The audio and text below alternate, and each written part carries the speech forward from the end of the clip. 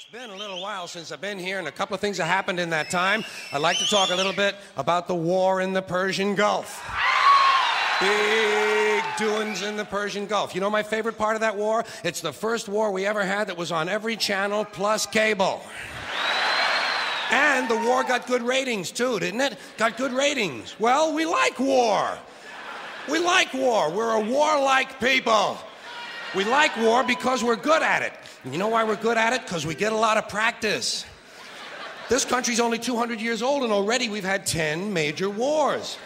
We average a major war every 20 years in this country, so we're good at it. And it's a good thing we are. We're not very good at anything else anymore. Huh? Can't build a decent car, can't make a TV set or a VCR worth the fuck. Got no steel industry left, can't educate our young people, can't get health care to our old people, but we can bomb the shit out of your country, all right? Huh? We can bomb the shit out of your country, all right? Especially if your country is full of brown people. Oh, we like that, don't we? That's our hobby. That's our new job in the world, bombing brown people. Iraq, Panama, Grenada, Libya, you got some brown people in your country, tell them to watch the fuck out, or we'll goddamn bomb them. Well, when's the last white people you can remember that we bombed? Can you remember the last white? Can you remember any white people we've ever bombed? The Germans, those are the only ones, and that's only because they were trying to cut in on our action. They wanted to dominate the world. Bullshit, that's our fucking job. That's our fucking job.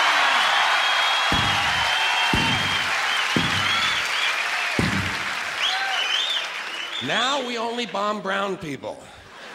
Not because they're trying to cut in on our action, just because they're brown.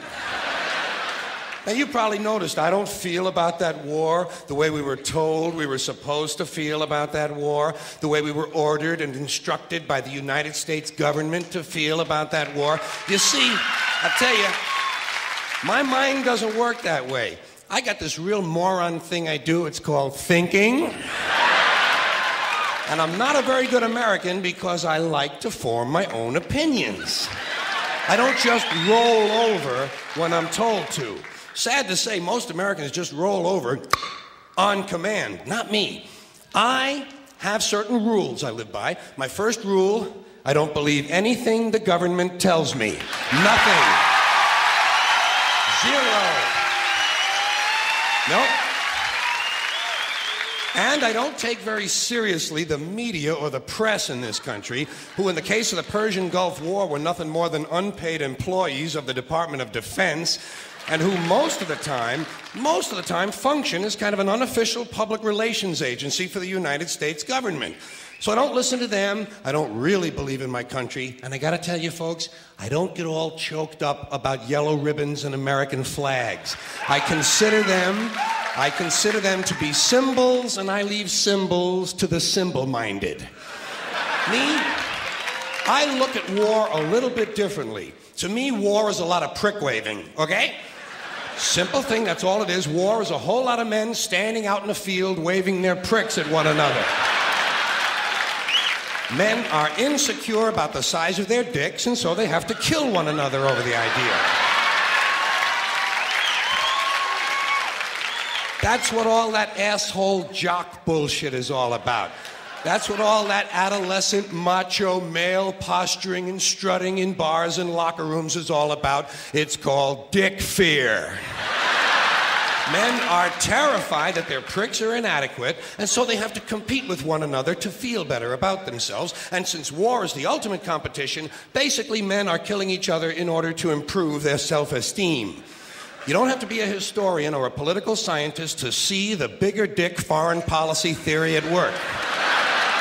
It sounds like this. What? They have bigger dicks? Bomb them! And of course, the bombs and the rockets and the bullets are all shaped like dicks.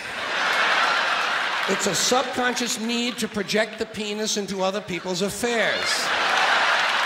It's called fucking with people.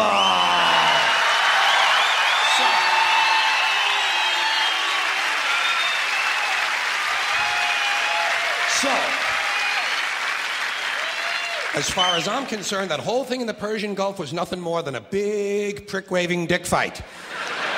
In this particular case, Saddam Hussein had questioned the size of George Bush's dick. And George Bush has been called a wimp for so long. Wimp rhymes with limp.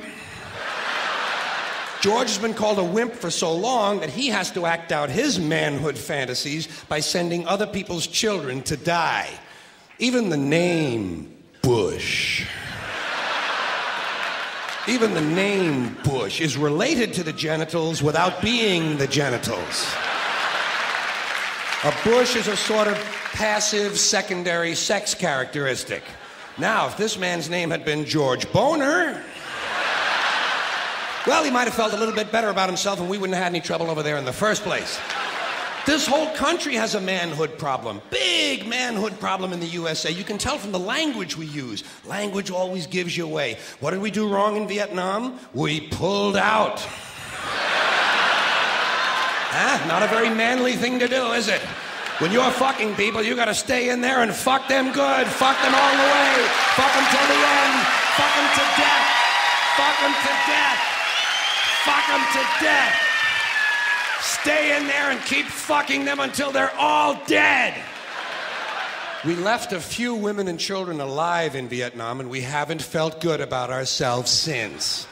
That's why in the Persian Gulf, George Bush had to say, "This will not be another Vietnam." He actually used these words. He said, "This time we're going all the way." Imagine an American president using the sexual slang of a 13-year-old to describe his foreign policy. If you want to know what happened in the Persian Gulf, just remember the names of the two men who were running that war. Dick Cheney and Colin Powell. Somebody got fucked in the ass.